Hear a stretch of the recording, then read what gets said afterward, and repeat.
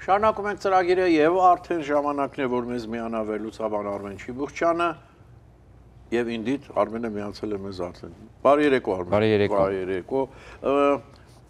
Չգիտեմ, լսեցիր ես պարոն Գալոյանի մասին հաղորդագրությունը, որ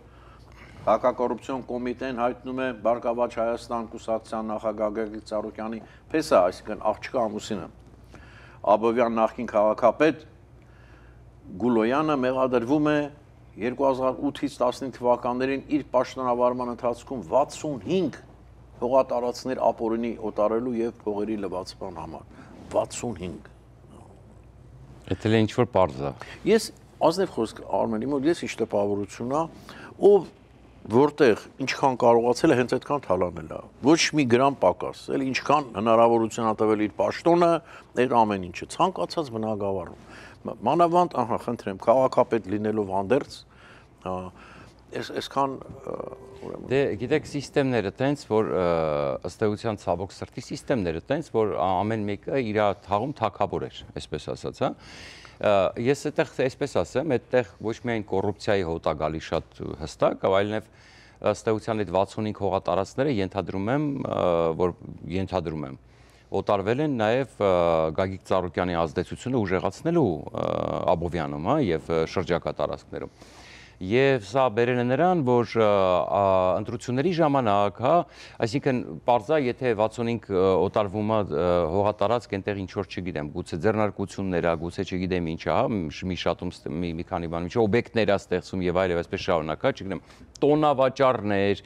առևտրի սրահներ եւ այլ տարբեր բաներ, հա։ Եվ գուցե, ես ենթադրում եմ։ Եվ այդտեղի հետո ստացվում է այդտեղ, որ այտենց ապօրինի օտարված գուցե կոպեկներով, գուցե ոչ իսկական գնով, հա, եւ այլն։ Երբեմն կեղծ աճուրդներով։ Այո, երբեմն ոչ աճուրդով, դրապես այսպես։ Եվ պարզվում է, որ հետո այդ աշխատողներին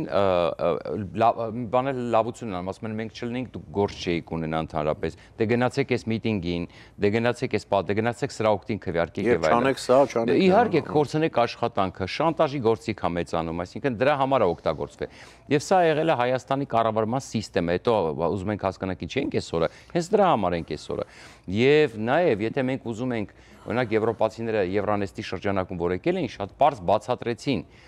որ մենք պետք է ունենանք բաց ժողովրդավարություն, անկախ ուժեղ դատական համակարգ, հա։ Արմեն, բայց ուզում եմ ասել, կներես մինչև առաջ գնանք այս թեմայի շուրջը, սա գալիս է սովետական կուլտուրայից ռուսական։ Այո, որ ընդունված էր, որ ով որ դստում է գուբերնատորը ինչ ունի, պիտի թալանի, ինչ ուզենանի, այդ ազատ տակավունն է։ Ասում այդ փոքր քաղաքում դուք հասկանում եք, այսինքն ասում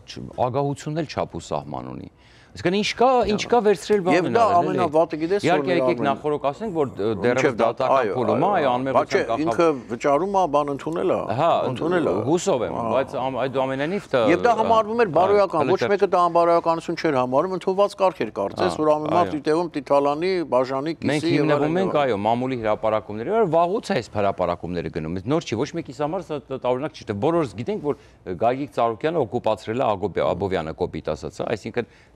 չակերտավոր։ Եվ մենք հասկանում ենք, որ այս պարագայում իրենք ունենում են նաև քաղաքական ազդեցություն, ինչը իդեպ իրենց դարձնում է օլիգարխ։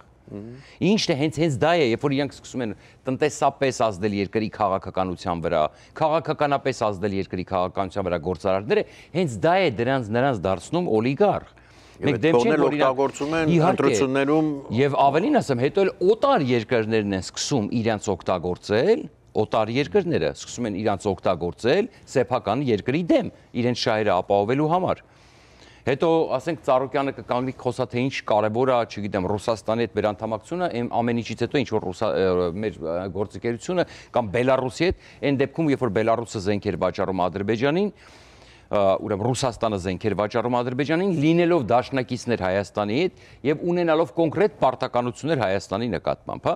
բայց իրենց շահերից ելնելով, որովհետեւ Ծառուկյանը կոնյակի գործարան ենթադրանք ունի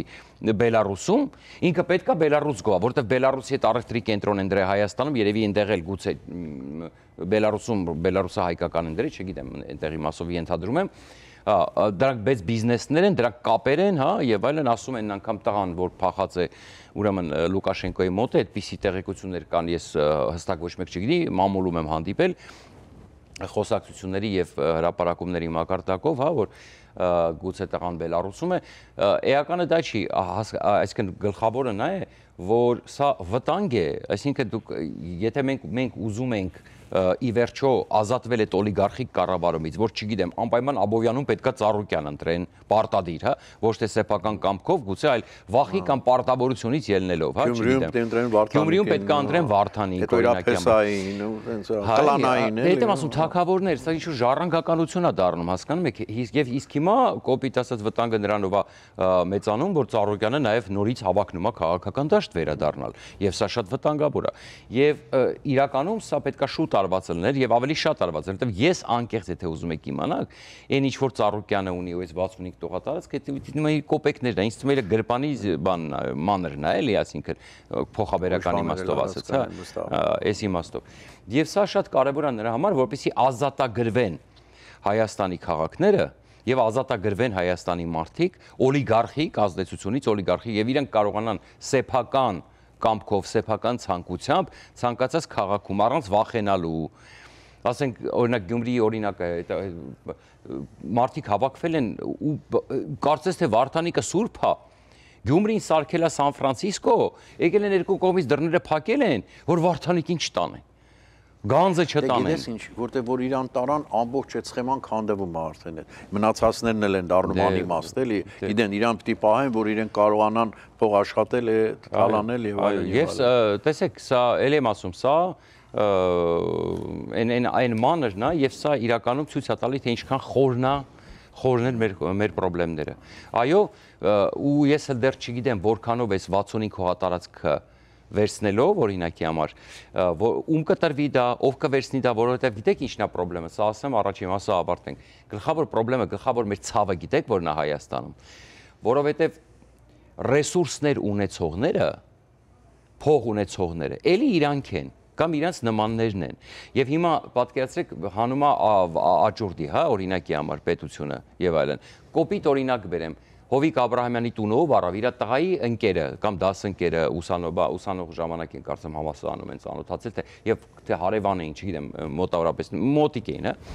Նարեկ Նալբանդյան անունով, հա, որը սուպերմարկետների ցանց ունի Հայաստանում։ Ով առավ։ Հիմա մենք ինչ իմանանք, Նարեկ Նալբանդյանը ինքն իրանով է հարստացել, թե Հովիկ Աբրահամյանը ինչ որ մի ունեցվածքը գրել է, մենք մեր բոլորի մոտ այդ կասկածները մնալու է։ Ոնց եղավ որ մի օրում հանեցին կալանքը տան վրից Նարեկ Նալբանդյանը առավ այդ տունը։ Եվ երբ որ Հովիկ Աբրահամյանին կանգնում ասում են Նարեկ Նալբանդյանը, ուրեմն, չգիտեմ, իշխանության հետ է, չգիտեմ, Նարեկ Նալբանդյանը, ուրեմն իրանց հետ է համագործակցում, Հովիկ Աբրահամյանը ասում է, չէ, մի րոպե, Նարեկ Նալբանդյանը լավ տղա է, ի՞նչ եք խոսում, խեք շարանում այդ տղայի վրա։ Ու այստեղ արդեն երևում է իրանց հարազատական կապը Նարեկ Նալբանդյանի հետ, հիմա նույնը օրինակի համար, չգիտեմ, կոպիտ եմ ասում, այս 65 հողատարածքները վերցնում են, հանում են աճուրդի են դնում եւ առնում են մյուս փեսան։ Եթե չեմ սխալվում,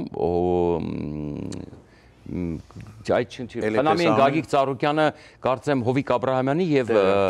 եւ եթե չեմ սխալվում ներողություն եւ Խաչատուր Սուքիասյանի Գրզոյի հետ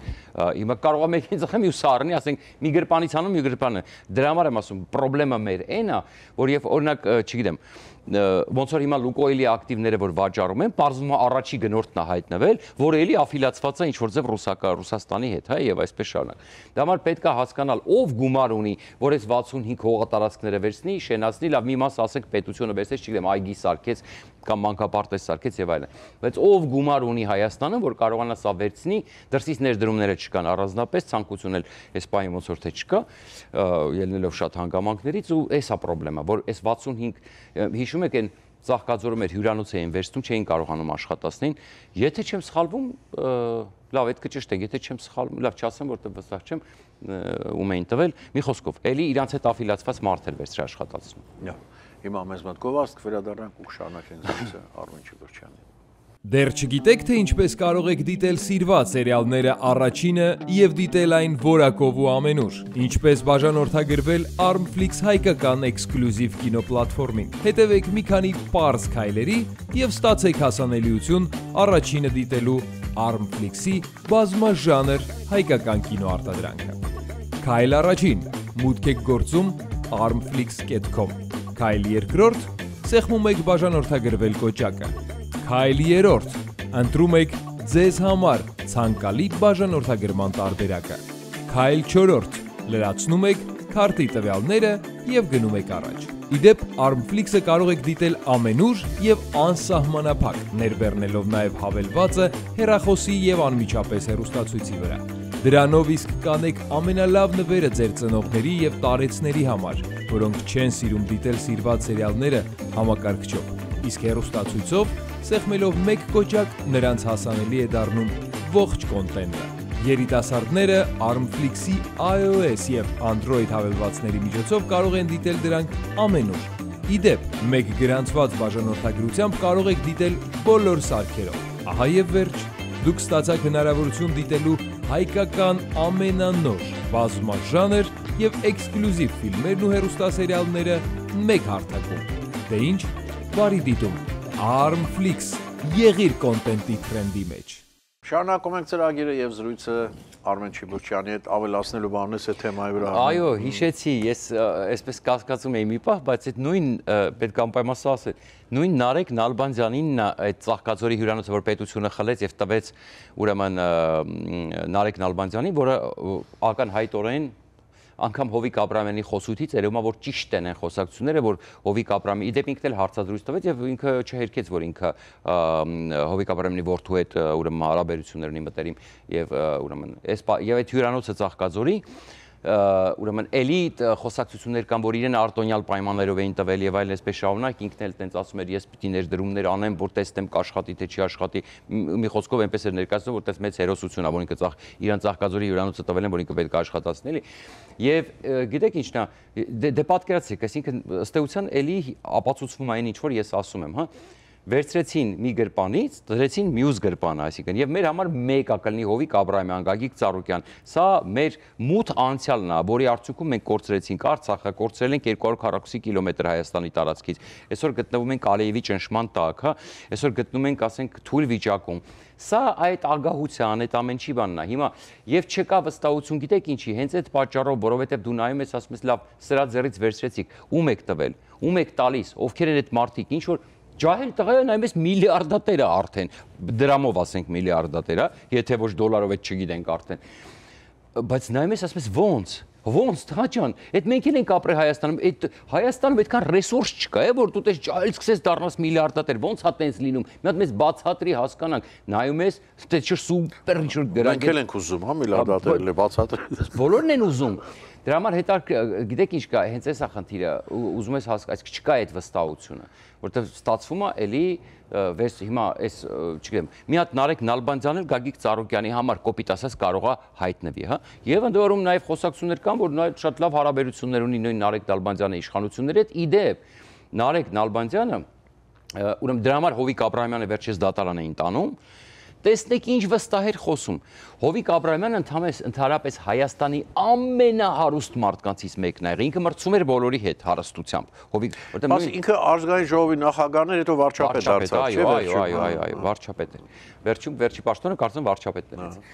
Այսինքն Հովիկ Աբրահամյանը Հայաստանի ամենահարուստ մարդկանցից մեկն էր, ահռելի ունեցվածքի տեր, բայց հիմա ինչը պարզվում է, ես ոչ մի բան չունեմ, ասում եմ վարորդի տանունով,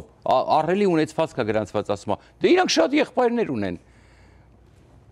Մարդիկ մյուս շատ եղբայրներ ունեցողները մտածում են փաստորեն մենք ի շատ եղբայրներ ունենք, բայց խի միլիոնատեր չենք եւ այսպես շարունակ, ուզում ասեմ Ժորժ ջան, էսա է հարցը։ Դրա համար սա մենակ խլելով չի, սա մենակ խլելով չի։ Արմեն, այո, բայց առաջի քայլը խլելն է, չէ՞։ Դե հա։ Այսինքն ընդունենք, որ